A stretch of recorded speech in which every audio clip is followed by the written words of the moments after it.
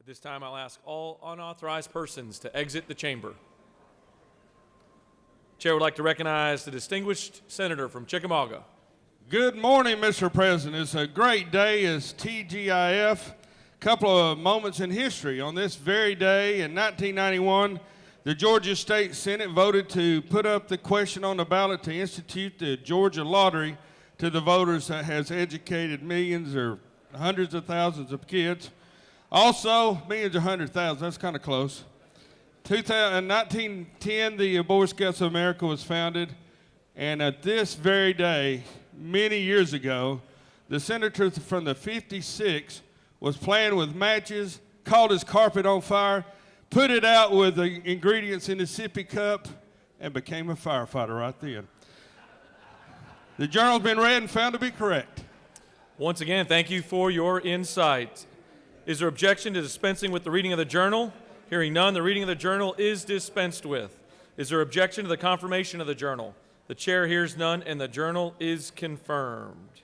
All senators who have bills or resolutions introduced, please bring them up to the Secretary's desk at this time. Mr. Secretary, first reading and reference of Senate bills and resolutions. Senate Bill 67 by Senators Burke of the 11th and others, a bill be titled Enactment Part 10 of Article 6 of Chapter 2 of Title 20 of the OCGA, relating to capital outlay funds for elementary and secondary education. Appropriations. Senate Bill 68 by Senator Sims of the 12th and others, a bill be titled Enactment Title 20 of the OCGA, relating to education, so as to strengthen provisions relating to the financial management of local school Education. Senate Bill 69 by Senator Hinson of the 41st and others, a bill be titled Enactment Article 1 of Chapter 11, Title 4 of the OCGA, relating to general provisions regarding animal protection, so as to prohibit Special Judiciary. Senate Bill 70 by Senator Jackson II and others, a bill we titled Enactment Title 20 of the OCGA, relating to education, so as to raise the age of mandatory education from 16 to 17. Education. Senate Bill 71 by Senator Watson I and others, a bill we titled Enactment Article 4 of Chapter 7, Title 31 of the OCGA, relating to county municipal hospital authorities, so as to revise provisions Health and Human Services. Senate Bill 72 by Senator Harper VII and others, a bill we titled Enactment Chapter 1 of Title 20 of the OCGA, relating to general provisions relative to game and fish, so as to Natural Resources. Senate Bill 73 by Senators Harper VII and others, a bill we titled Enactment Code Section 151880 and Article 4 of Chapter 17 of Title 47. Retirement. Senate Bill 74 by Senator Brass the 28th and others, a bill we titled Enactment Title 31 of the OCGA, relating to health, so as to eliminate certificate of need requirements for all health care facilities except certain long-term care facilities and services to amend Code Section. Regulated Industries. Senate Bill 75 by Senator Black of the 8th and others, a bill titled Enactment Article 2, Chapter 50 of Title 43 of the OCGA, relating to the State Board of Veterinary Medicine, so as to provide for a professional health program for impaired veterinarians, provide for definitions. Agriculture and Consumer Affairs. Senate Bill 76 by Senator Black of the 8th and others, a bill titled Enactment various provisions of the OCGA, so as to redesignate veterinary technicians as veterinary nurses, to amend Chapter 50. Agriculture and Consumer Affairs. Senate Bill 77 by Senator Moulds the 53rd and others, a bill titled Enactment Chapter 3 of Title 50 of the OCGA, relating to state flag, seal, and other symbols, so as to provide additional Government Oversight. Senate Bill 78 by Senator Jones the 10th and others, a bill titled Enactment Part 3 of Article 4 of Chapter 11 of Title 16 of the OCGA, relating to carrying and possession of firearms, so to provide for a training. Public Safety. Senate Resolution 104 by Senators Kerr and Check of the 48th and others, a resolution requesting that the United States Department of Veterans Affairs establish a new outpatient veteran affairs clinics in Gwinnett County, Georgia, and for other purposes. Veterans, Military and Homeland Security. Senate Resolution 108 by Senator Jackson II and others, a resolution encouraging the state of Georgia's endorsement of the Stand for Forest platform and for other purposes. Natural Resources. Senate Resolution 112 by Senator Payne of the 54th and others, a resolution committing members of both parties and both sides of the life debate to have reasonable debate regarding the interpretation and application of the United States Supreme Court decision on Roe v. Wade and for other purposes. Science and Technology. Senate Resolution 114 by Senator Ligon III and others, a resolution urging Congress to pass funding legislation that will secure the southern border of the United States and for other purposes. Rules. Mr. President, that concludes the order. First reading and reference of House bills and resolutions. House Bill 21 by President of the Administration of the 104th and others, a bill titled Enact Amend Code Section 1562 of the OCGA relating to the number of judges of Superior Courts, so as to provide for an additional judge of the Superior Courts of the Gwinnett Judiciary. House Bill 28 by President Mathiak of the 73rd and others, a bill titled Enact Amend Code Section 1562 of the OCGA relating to the number of judges of Superior Courts, so as to provide Judiciary. Mr. President, that concludes the order. Secretary will now read reports of standing committees. Mr. President, Senate Committee on Judiciary has had a consideration of following legislation instructing with the same back to the Senate following recommendation. Senate Bill 1 to pass by substitute, Senate Bill 38 to pass by substitute, sent by Senator Stone of the 23rd. Mr. President, Senate Committee on State and Local Government Operations has had under consideration the following legislation instructing for the same back to the Senate for recommendation. House Bill 21-9 do pass, and by Senator Kirk of the 13th. Mr. President, that concludes the order. Secretary will now read bills and resolutions for the second time. Senate Bill 16 by Senator Kirkpatrick of the 32nd and others, Interstate Medical Licensure Compact Act. Mr. President, that concludes the order. It is now time for our morning roll call. Are there any motions to excuse? Chair recognizes the senator from the 33rd. Good morning, Mr. President. I ask through unanimous consent that you excuse the senators from the 10th and the 34th. I'm sorry, the 2nd and the 34th. Without objection, the senators from the 2nd and 34th are excused or present. So just the 2nd. Just to clarify, the 2nd. Without objection, the senator from the 2nd is excused. Chair recognizes the senator from the 16th. Yes, for the senator from the 3rd, excused. Senator from the senator from the 3rd to be excused for business outside the Capitol. Without objection, the senator from the 3rd is excused. Chair recognizes the senator from the 1st. Thank you, Mr. President. I ask unanimous consent to please excuse the senator from the 3rd for business outside the Capitol. He's been excused twice. The secretary will call the roll of senators. Signify your presence by voting the yea switch. The secretary will now unlock the machine.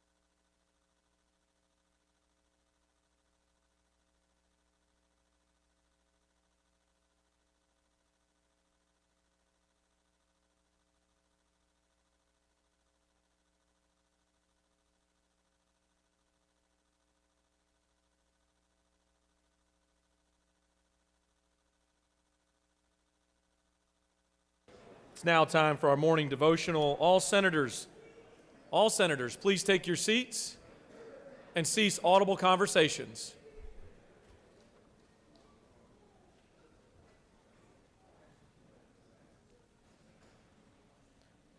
Doorkeepers, please secure the doors. I'd like to recognize the senator from the 48th to lead us in our Pledge of Allegiance and introduce our chaplain of the day. Good morning. Let's say the pledge to the United States of America first. I pledge allegiance to the flag of the United States of America and to the republic for which it stands, one nation, under God, indivisible, And now the pledge to the Georgia flag.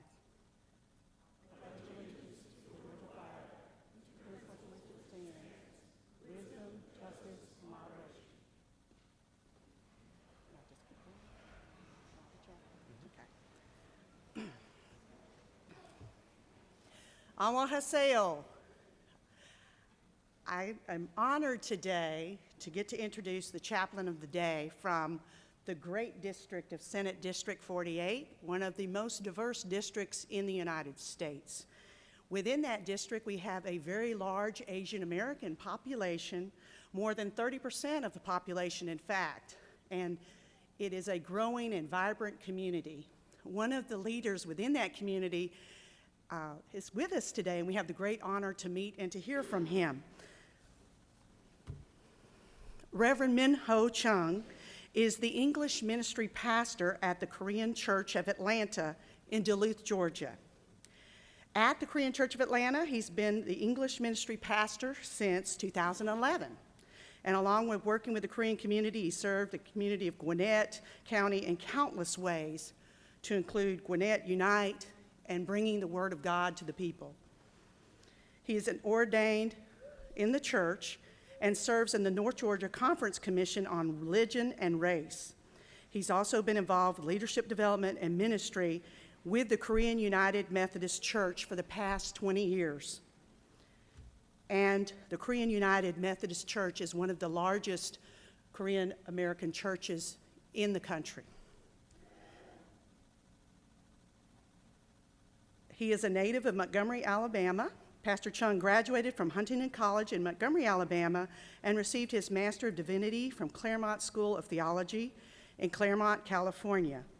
He is married to his lovely wife, Janet, who's here today as well, and their 3 children, Noah, Jonah, and Abigail.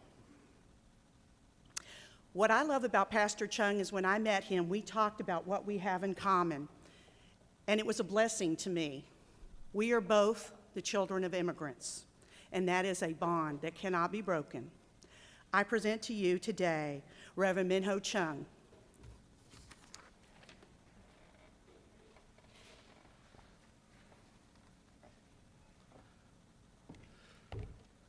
Good morning, ladies and gentlemen. I want to thank Mr. President, Lieutenant Governor Duncan, and Senator Zara Karenchak. Thank you so much, and also to our fine district, District 48. As Senator Karenchak has mentioned, I am a minister in the United Methodist Church and a pastor of English-speaking ministries at the Korean Church of Atlanta. It's one of the largest Korean United Methodist churches in the United States, and we live and we serve in the city of Duluth. My parents immigrated from Seoul, South Korea in 1972. They took the journey to pursue citizenship and hope for a better life. And they also hope for opportunities for the future of their family, their future family. And I am a product of that hope when they arrived here in the United States. I share this with you because this has been a message that God has placed in my heart to share with my congregation, and also I want to share with you this morning. I've been reading this book by a pastor named Ray Johnston, in his book called Hope Quotient. And what started this journey of writing this book was a question that was asked by his daughter. And she asked this question: as an influential leader, what is the most important thing you do as a leader? He answered, well, that's easy. The most important thing I do as a leader, as an influential leader, is I stay encouraged. And she looked at him with a little bit of puzzlement and wonder, and she's like, what do you mean? And what Mr. Johnston is reminding us is when we as leaders stay encouraged, that the level of hope raises in our lives, in our words, in our actions and deeds. In the Bible, 1 Corinthians chapter 13, it says, 3 things will last forever: faith, hope, and love. And the greatest of these is love. And I'm here this morning to encourage all of you as influential leaders that have the opportunity in what you do in this room and how you represent your districts in our fine state of Georgia to give the gift of hope. And that is the greatest gift that any leader can give to their people. Hope is the greatest gift a teacher can give to their students, a parent can give to their child, a coach to their athletes, a faith leader to their community, and senators to the people that you all represent in your districts. Hope is the greatest gift that you give to the people that you represent, to your families, to your staff. So when we stay encouraged and our hope raises, we find ourselves with greater humility to listen to one another, greater ability to love, and to find unity within our diversity. So I want to encourage you all here to stay encouraged as leaders. And may your faith deepen, may your love grow, and hope is raised in your lives, because in your leadership it will be your gift to the people of our state. Will you join me in prayer?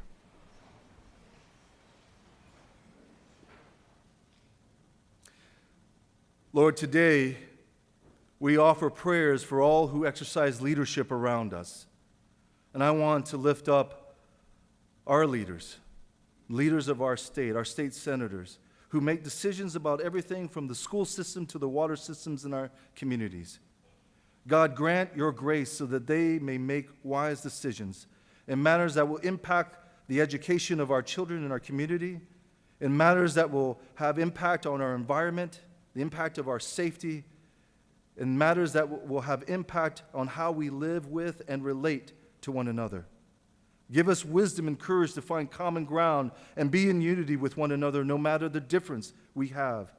Help us to stay encouraged as leaders so that we may be extensions of grace, mercy, and hope to those we serve and those we lead. We pray these things in Jesus' name. Amen. Thank you.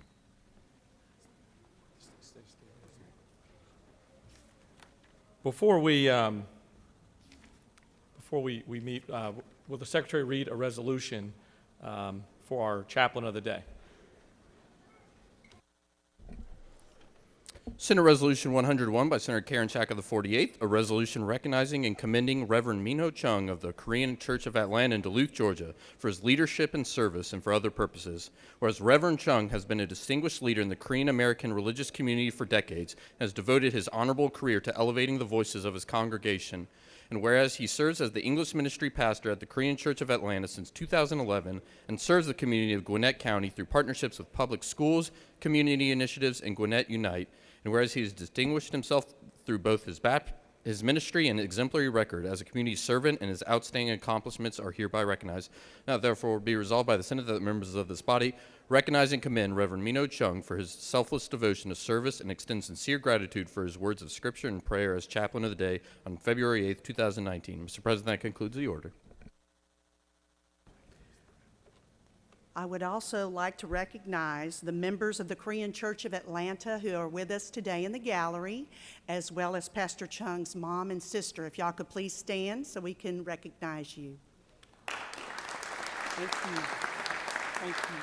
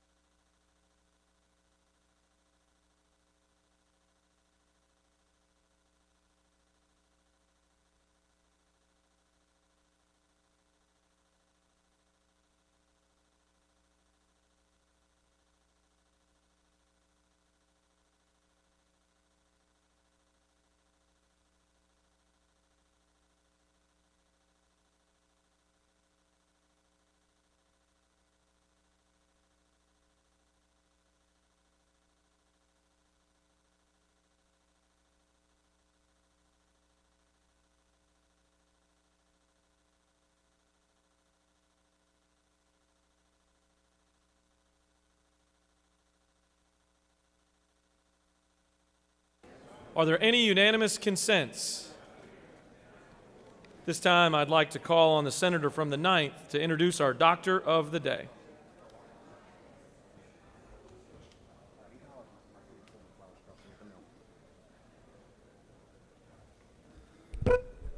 Thank you, Mr. President. It is my honor today to present the Doctor of the Day, Dr. Latifah Watford. The good news is we have professional help here today. She is a clinical psychiatrist, so if we're having any issues, and it is Mental Health Day as well, so she's downstairs if you need anything. Dr. Latifah Watford serves as the Chief of Behavioral Health for Kaiser Permanente of Georgia. As a general child, adolescent, and forensic psychiatrist, she works diligently to ensure her patients receive the care they need in a respectful, caring, and clinically competent manner. She works closely with her colleagues to educate her patients and provide them the tools to heal and move forward in their lives in a healthy manner, while also encouraging them to take an active role in developing and implementing appropriate coping skills. She believes in the importance of treating the entire body, the entire person, body, mind, and spirit. Now, she spent much of her childhood in Washington, D.C., and received her medical degree from Morehouse School of Medicine. And she completed her residency training fellowships in pediatrics and general psychiatry, as well as fellowship in child and adolescence at Indiana University. She also completed a forensic psychiatry fellowship at Emory University. She joined Kaiser Permanente in 2012 and primarily sees patients at the Gwinnett Kaiser Permanente Medical Office. She's an avid reader and traveling when she doesn't work, but it sounds like she's quite busy, and she really enjoys time with her family and enjoying and learning things about different cultures. So please help me in welcoming Latifah Watford. Doctor.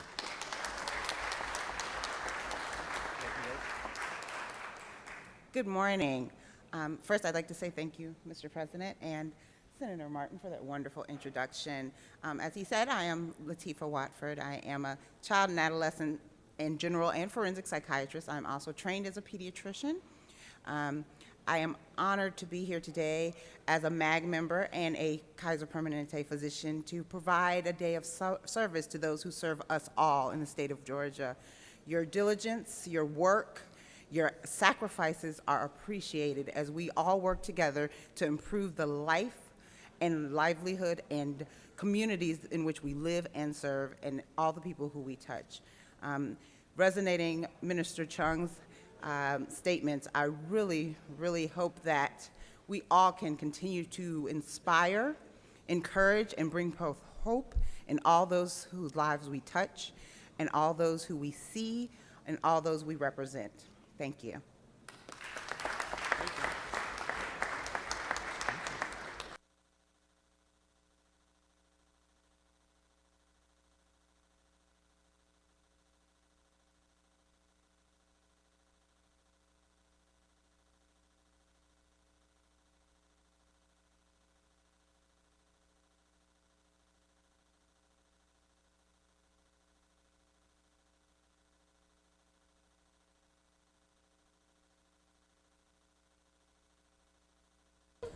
We have some special guests with us today that we'd like to recognize. Will the Secretary read a resolution? Senate Resolution 21 by Senators Martin the Ninth and others, a resolution recognizing and commending the 2018 Parkview High School baseball team and for other purposes, whereas the 2018 Parkview High School baseball team has once again proven its reputation as a team of superior sportsmanship, academics, and athletic abilities, whereas Parkview outperformed its opponents throughout the season as shown by a stunning 35-6 record and earned the school's third Baseball America National Championship, 7th State Championship, the 22nd Region Championship.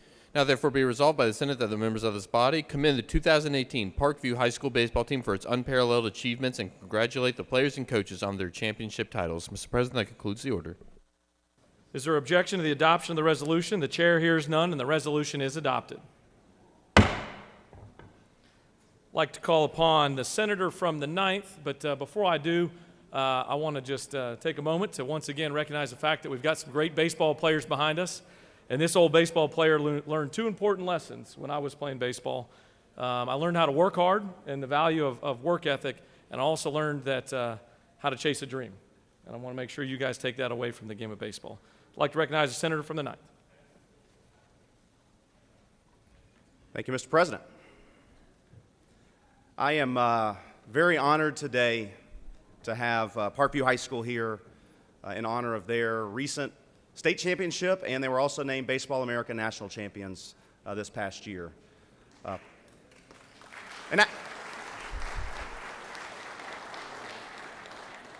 They are, I believe they're definitely one of the premier baseball programs in the state and the nation, and arguably maybe the best baseball program in the state. I would say that they are.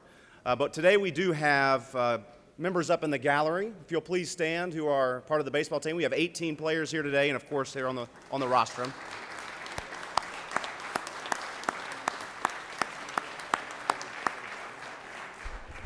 Thank you. And as they can attest, we weren't sure the state championship game was actually going to happen this past year. It wouldn't stop raining. And there was a rained out game in Athens, I believe, and then there was an opportunity, we'll call it, to go to Rome, which was going to be pretty difficult for both teams to participate in the game. So we were able to work with the GHSA, and thankfully they were able to relocate that to Parkview High School, where they came out victorious in a really good game that was settled in the bottom of the ninth with runners on base. So it was a great time to be there, and I was blessed to be able to witness that. So this program, they've been around for a while. They've been good for a while. They've also produced many elite athletes, among which maybe the most famous is Jeff Rancour, who played for the Braves. This past year, they had a 35-6 record, which is outstanding. And then last year, and they also, like I said, they were state champions. Coach Brown has been with Parkview for the past 16 years. He has added 4 additional state championships to increase their total to 7, and 3 national championships to the program. Now, we'd have a bigger group. They had 8 seniors who graduated last year. Unfortunately, they can't be here because they're all playing at the next level, and the seasons have started in JUCO, Division I, and Division II. So they're not here, but I know they're here in spirit. So here we do have on the roster, we have Coach Chan Brown, Jonathan French, Alan Del Castillo, Mackenzie Pate, and the son of one of my best friends in high school who recently passed away in the last couple years, Brad Stanley. He has, it's been great to watch him as a young man grow and develop. And one of the greatest treasures of running to be senator from the 9th was when I knocked on their door. Now, is your first name also William? Paul. Okay. Well, his dad's first name is William, but I remember knocking on the door and opening the door, and his mom, who also went to high school, answered the door and said hello, and I was just like, wow, that's amazing. When you run for office, you get to meet a lot of people and reconnect with folks. So to speak to the resolution, my honor to present Brad Stanley.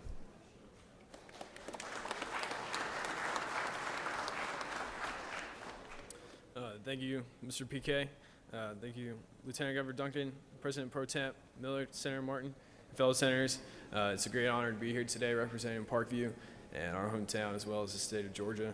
A little bit of the motivation that we had going into this 2018 season was the motto, unfinished business. 2017, we lost quarterfinals to Woodstock.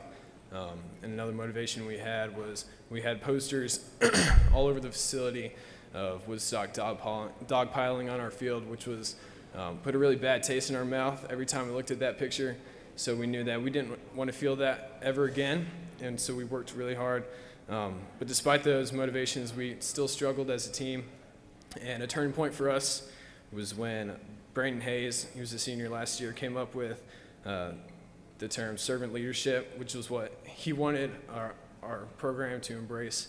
And so that comes from Matthew 20:27, whoever wants to be first among you must be the servant to all. So that really impacted the way I worked and the way everyone else around me worked, I believe. Something Coach Brown always always mentions every year is, how do you want to be remembered? How do you want your class to be remembered? And for 2018, I can say that proudly we're remembered as state and national champions, that we did the right things all the time, played unselfishly, and overcame adversity. So that's what I had to say. Thank you. And special thanks to the senator from the 17th for wearing his Parkview orange today. I much appreciated. Thank you.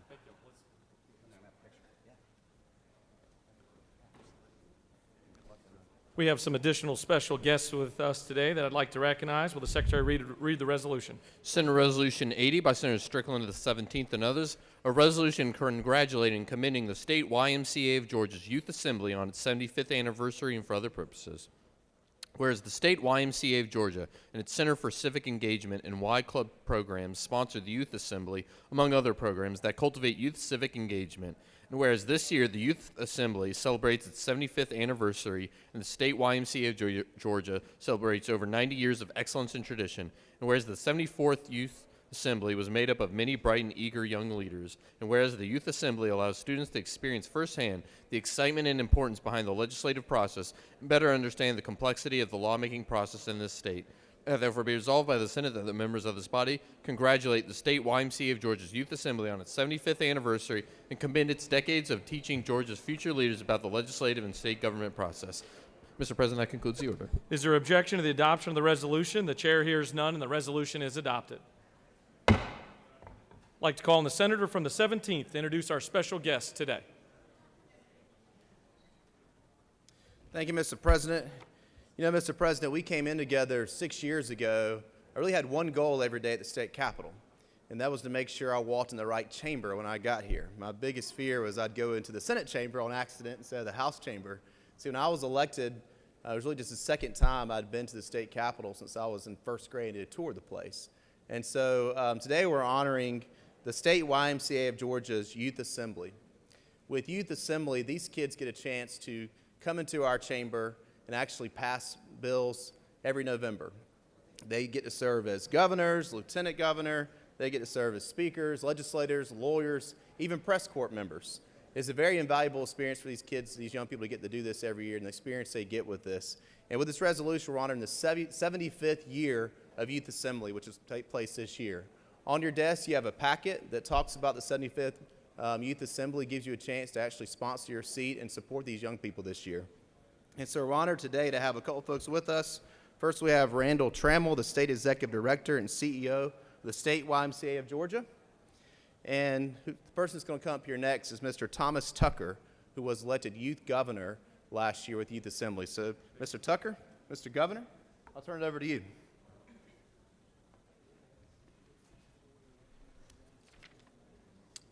Good morning. My name is Thomas Tucker, and I had the pleasure to serve as Youth Governor for the 74th Annual Youth Assembly Program.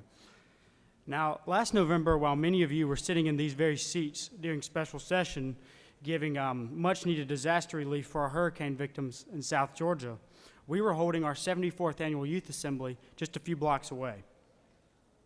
At our assemblies, nearly 1,000 students from all across the state gather to debate and discuss topics and issues that our state face. Through these discussions, we learn from one another. Today, I would like to thank you for the honor and the privilege to have access to this wonderful Capitol building, because there's truly no better place to learn about how Georgia government works than where it actually takes place. Our groups are eager and look forward to getting back into these chambers this November. Many of you financially support our program through the Sponsor Your Seat campaign. I can speak on behalf of all of the students of Youth Assembly when I tell you thank you. Youth Assembly educates and equips us to contribute to this great state and the world around us. You will have an opportunity to once again make this donation in the coming days, and I believe there's a packet on your desk with more information right now if you're interested. This year at Youth Assembly, there are a lot of ideas introduced and debated, like increasing rural broadband, decreasing crab pot bycatching, and modifying the Georgia income tax rate in regards to deductibles. This year marked the 74th Annual Youth Assembly, and throughout the years, tens of thousands of Georgians, some former Georgia governors, sitting United States senators, and several members of this very body participated. And I believe there's some current members that have children that have participated or are currently participating right now. Bills created at Youth Assembly or inspired as a result of Youth Assembly have a profound impact on Georgia and the nation at large, ranging from schools granting maternity leave to adoptive parents, or most recently the issue of upskirting. Your investment and support in the continuing work of the State YMCA of Georgia is vital to the success of both Georgia and our nation as we seek to inspire and instill a passion for service and intelligent conversation in Georgia's teens. Georgia has a great deal to be proud of. We are a state known for a great business environment among many other accolades. Georgia is the envy of many, and that is due to the thoughtful decisions that many of you make in this very body. I can also assure you that in generations to come, there are leaders coming out of the Youth Assembly program, leaders who are informed, dedicated to working towards keeping Georgia a great state to do business in, travel to, and live in. God bless you, God bless the great state of Georgia, and God bless the United States of America. Thank you.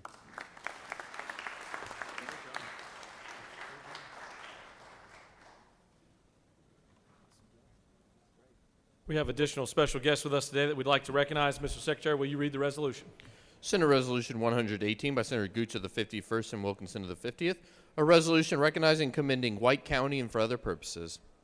Whereas White County, located in the northeast Georgia mountains, has long been known as a destination for outdoor recreation, an area with abundant natural resources, and a place with developed recreational infrastructure and accommodations.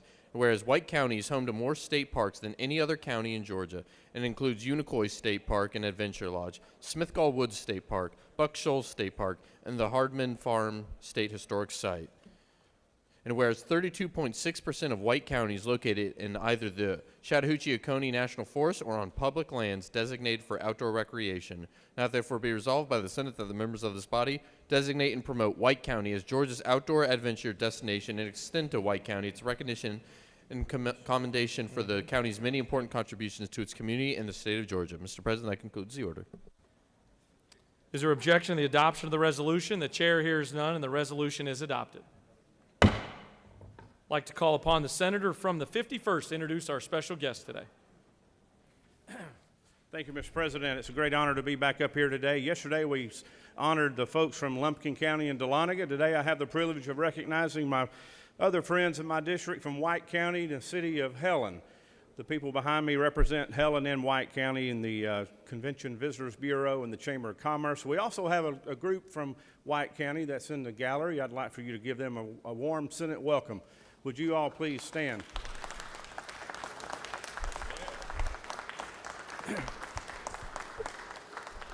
Thank you. White County was created in 1857. It was named after Representative David T. White. It's home to Tray Mountain and Yonah Mountain. Yonah Mountain is the highest point on the Georgia's Piedmont Plateau. White County is the home of over 10 major waterfalls, 7 wineries, and 3 state parks. Some of you may have been to our state parks in White County. You have Smithgall Woods, Unicoi State Parks as the other nice one that you want to visit when you're up that way.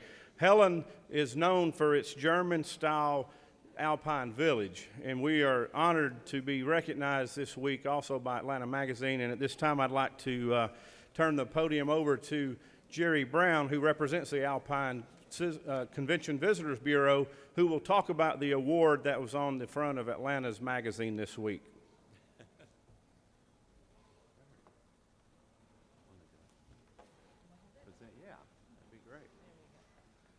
Well, Senator, Atlanta Magazine, as well as all of our tourism partners, the State Tourism Office, wanted to make sure that you get a copy of this.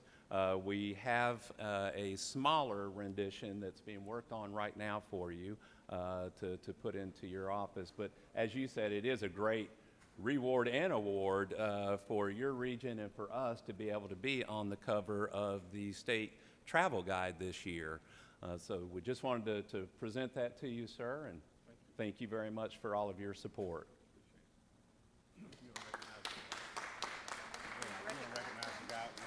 Oh, what he already stood. All right, but yeah. All right, that's it. Thank you. Yep. Let's go over here and take a picture. Thank you. No more.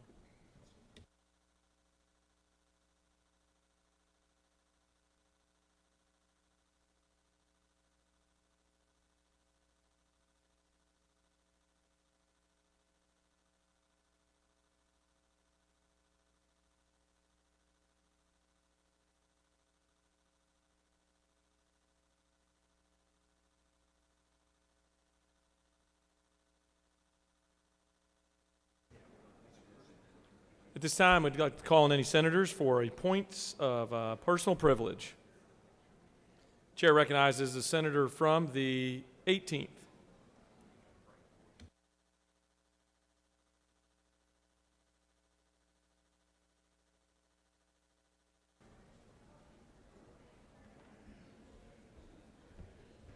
Thank you, Mr. President, and good morning, colleagues. You know, it's day 11, and we get a lot of paperwork put on our desk, but I had a special note on my desk this morning. It said, "Your math teacher is here, behave."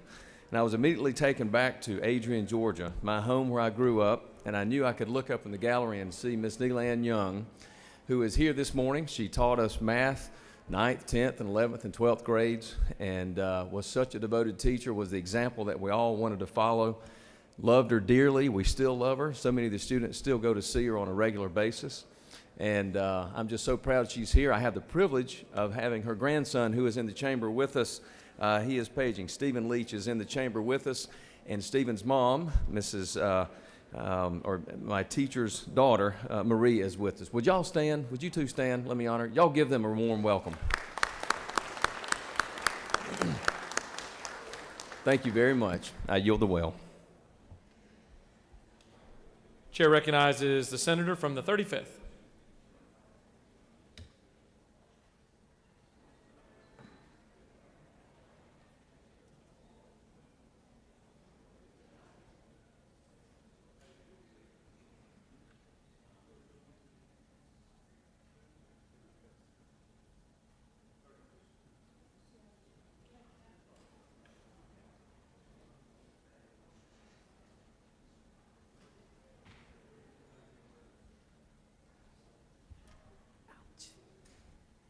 Thank you, Mr. President.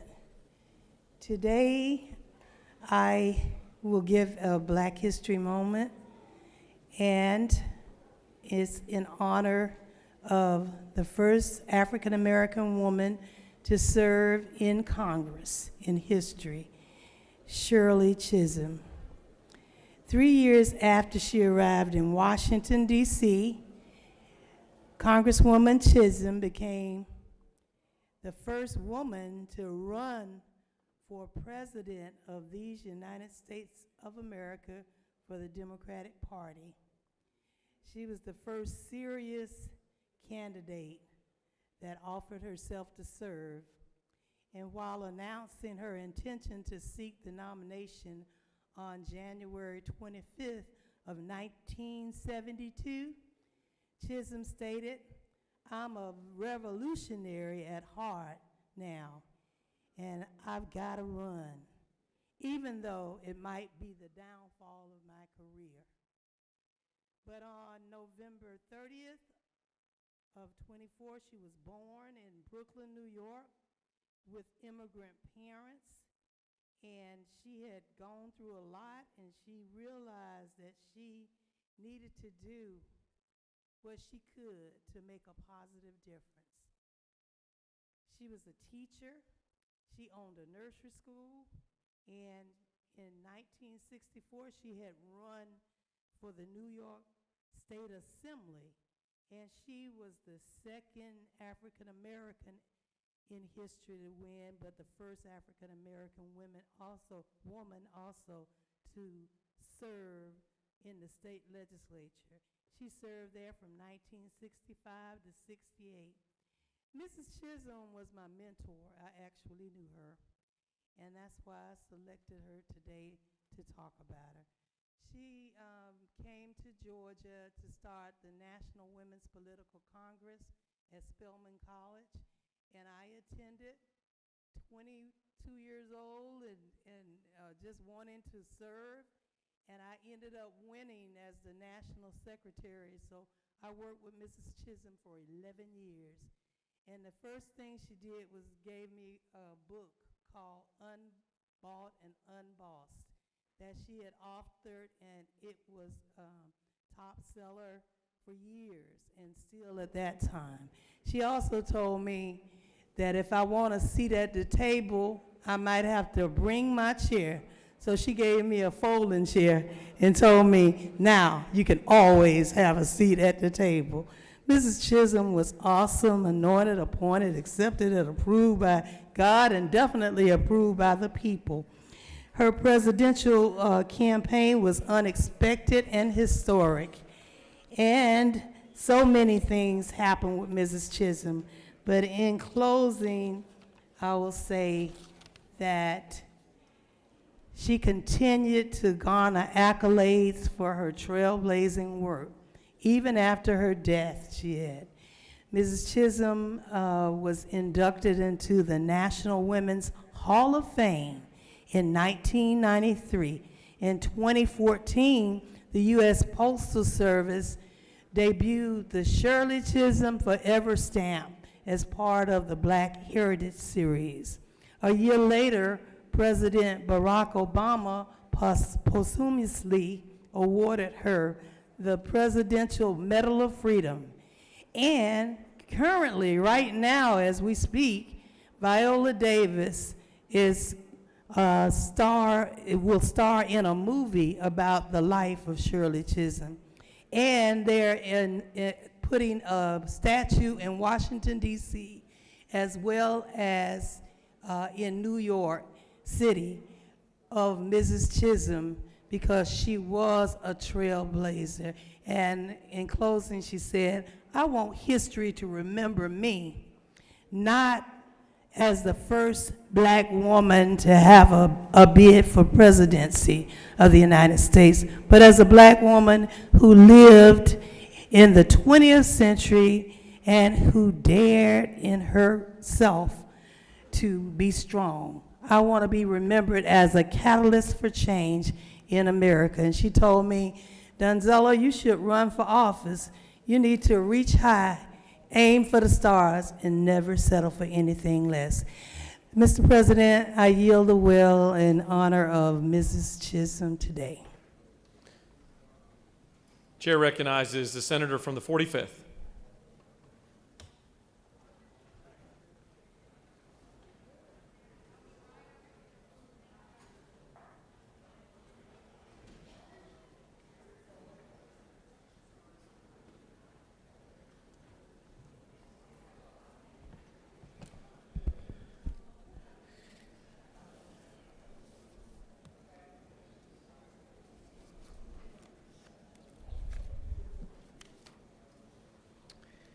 Thank you, ladies and gentlemen of the Senate. I'll be quick because I know that everyone wants to get home because it's Friday. And I rise today to talk about Senate Resolution 55 and Senate Resolution 66, and that's the Equal Rights Amendment. And before I get started, I was writing this and I thought about the former senator from Cobb County, Senator Steve Thompson. And I will never forget, he was very animated. And he would come up here, he served for a long time, he was one of the longest serving senators. And he would come up here and he would start flailing his arms, and then he'd start telling a joke. And then he would start getting serious. And then he would literally bang on the well here and say, we have to have courage, we have to have strength. And I was always so impressed with him. And the reason I rise today is because I want to thank the Republican senators who signed on to the ERA bill. And these are the senators from Roswell, from Alpharetta, Middle Georgia, Lawrenceville, and Rome, and more importantly, the senator from Cobb County. And I can tell you, before she and I signed on to this bill, we do our homework. It was not nilly-willy that we didn't know what we were signing. We do our homework and we know. And we do have that courage and that strength. The other thing I want to talk about is bipartisanship. And I think that's what a reflection of this bill is. I want to clarify one thing. There was a letter sent out to the Republican members from the different groups who oppose this legislation. And unfortunately, they linked the Equal Rights Amendment with the abortion argument and trying to tag onto it to kill the bill. And I want to tell you that there is no person in here, and along with my majority caucus, who has written more pro-life bills. So I went through the digest, I looked at everything that has been written, and in 16 years, 13 pro-life bills have been written. And one of the most important bills that I had the privilege to be able to work on is this that created the women's right to know. And I can tell you, I worked on this bill for about 2 years. It became a law, and then when it became a law, the bureaucracy did not want to print it. And we went round and round and round about the pictures in the book and putting pictures of baby in the womb. I can tell you that there is no other group that has worked on pro-life legislation. That's why when that letter came out, it was such an affront. It's not what you did 10 years ago, because we started on these pieces of legislation in 2003 and 2004. We started with Senate Bill 474, which redefined feticide. In 2005, 2006, we worked on the women's right to know. 2007 and 2008, we worked on the ultrasound bill, which became a law and is a law today. We had the no heartbeat law. 2009, 2010, women's reproductive health. The list goes on and on and on. One of the most significant bills that we worked on was positive alternatives for pregnancy. I guess what I'm trying to get to is not what you did 10 years ago, it's not what you did 5 years ago, but some of these groups want to know what you did today and what you're going to do tomorrow. They forget about that legacy that you created.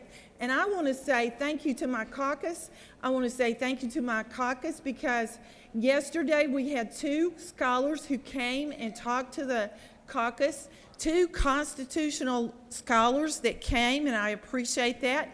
They gave both sides of it. I had the opportunity to go to one of them.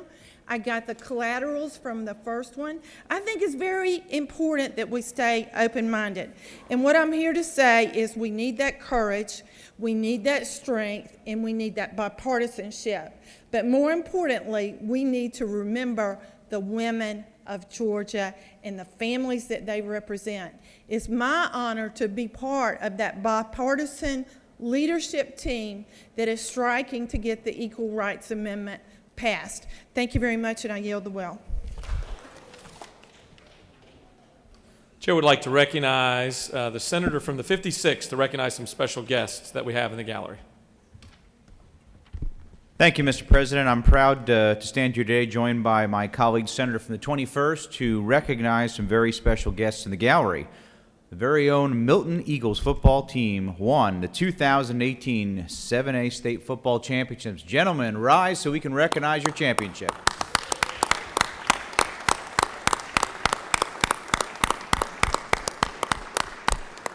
Very proud of these student athletes. They've done a great job, and they make us proud in North Fulton County. Thank you so much for coming down to the Capitol today, and we'll look forward to presenting this resolution from the Senator from the 21st and myself back at your school on a date certain. Thank you so much. Chair recognizes the senator from the 14th.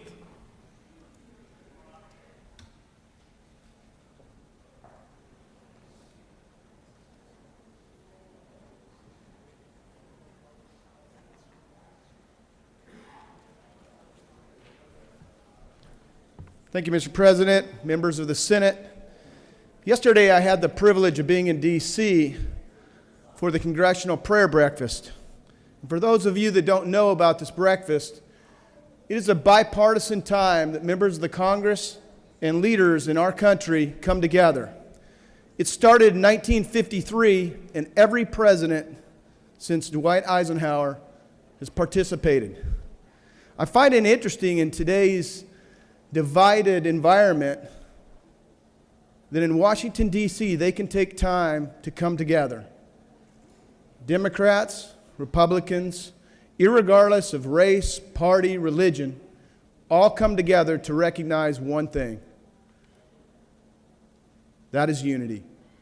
They recognize that religious freedom is important, regardless of your religious beliefs. And I was particularly taken back yesterday by the stance of this administration that made it publicly clear they stand for the sanctity of life, for the born and for the unborn. With that, Mr. President, I yield the well. Chair recognizes the senator from the 53rd.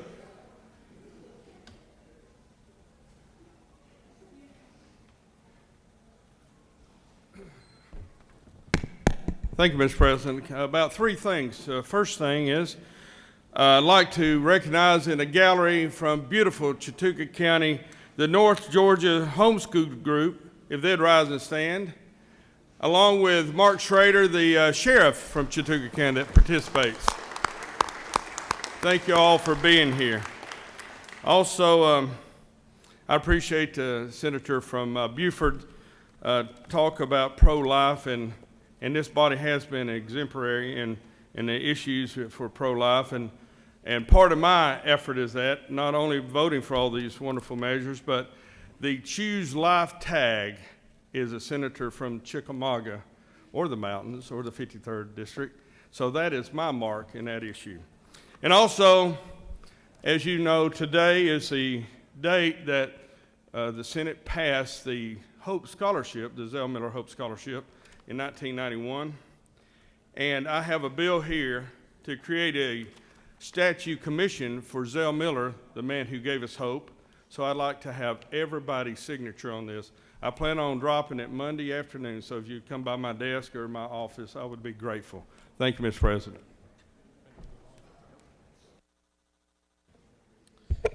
You have a consent calendar of privileged resolutions before you. Does any senators wish to remove a resolution from the consent calendar?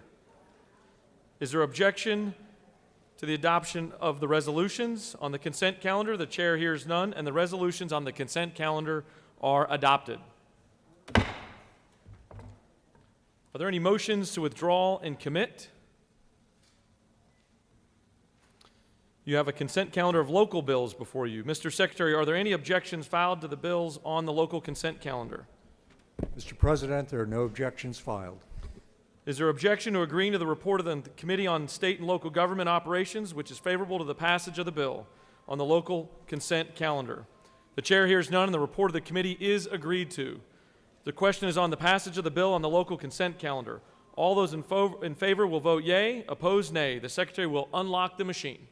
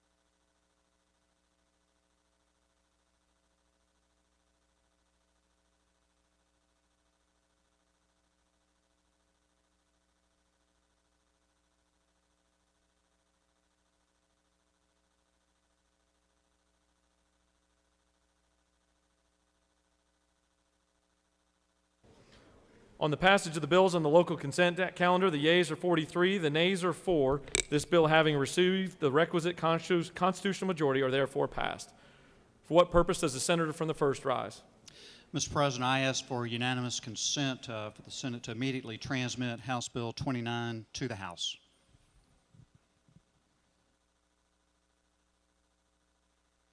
The senator has made a motion that we immediately transmit House Bill 29 to the House. Is there objection? Hearing none, the motion passes.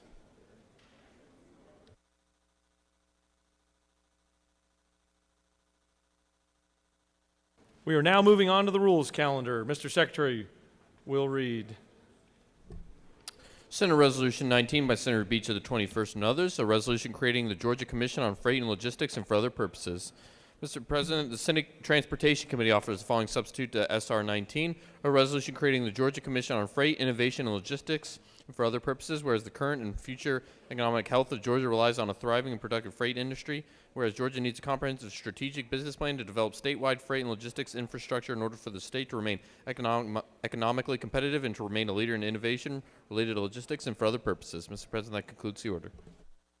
Chair would like to recognize the senator from the 21st to speak to Senate Resolution 19.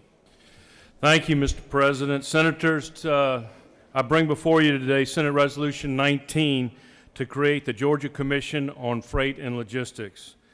Let me just say this. This Senate has led for the last 4 years on transportation issues. We led on transportation funding. Last year we led on regional transit, creating the ATL. And it is now time to lead on freight and logistics so we can move goods and services through our state. The reason this is so important is that port has grown and is continuing to grow at really a fast rate, 60% annual increase in cargo traffic last year through our ports.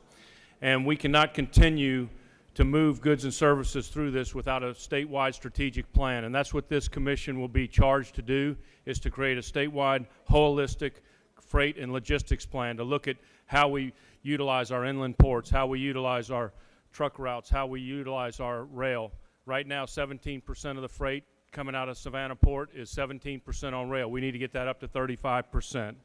So we're going to look at this as a holistic approach. We're going to look at air freight out of Hartsfield-Jackson Airport.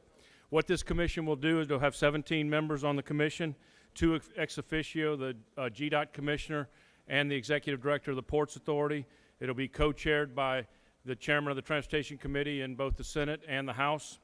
And this commission will disband on December 31st of 2019 and make recommendations on what we should do on moving freight and logistics through the state of Georgia and moving goods and services through our state.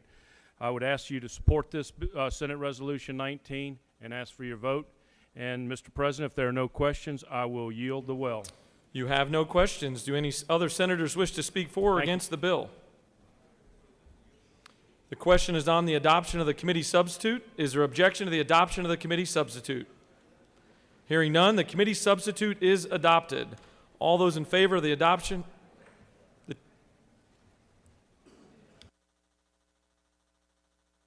Does any other senators wish to speak for or against the resolution? The chair hears none, and the previous question is ordered. Is there objection to agreeing to the report of the committee which is favorable to the adoption of the resolution by substitute? The chair hears none. The report of the committee is agreed to. Shall the main question be now put? Are there any objections? The chair hears none, and the main question is ordered. Shall this resolution now be adopted? The question is on the adoption of the resolution by substitute. All those in favor of the resolution will vote yea. Opposed, nay. The secretary will unlock the machine.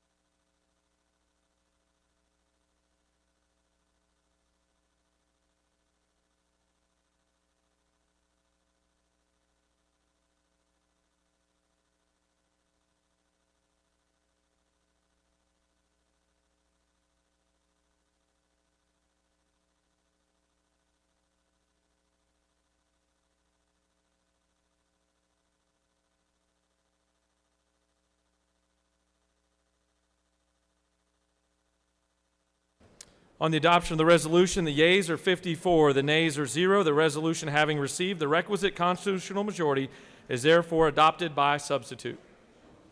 At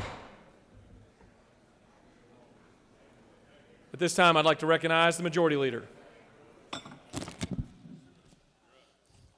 Thank you, Mr. President. I ask for unanimous consent that the Senate stand in recess pending receipt of the House message, and upon receipt of such message, that the Senate adjourn until 10 a.m. on Monday, February 11th. Secretary will read the announcements. Rules will meet upon adjournment in 4:50 of the Capitol. Reapportionment and Redistricting Committee will meet at 1 p.m. and 3:07 of the CLB. Mr. President, that concludes the order.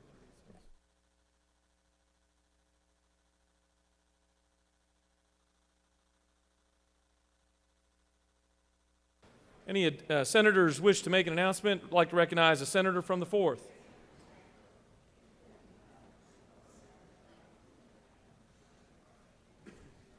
Thank you, Mr. President. Ladies and gentlemen, on the Senate, on your desks today is a schedule of the subcommittee hearings on the FY19 budget on Monday, Tuesday, and Wednesday.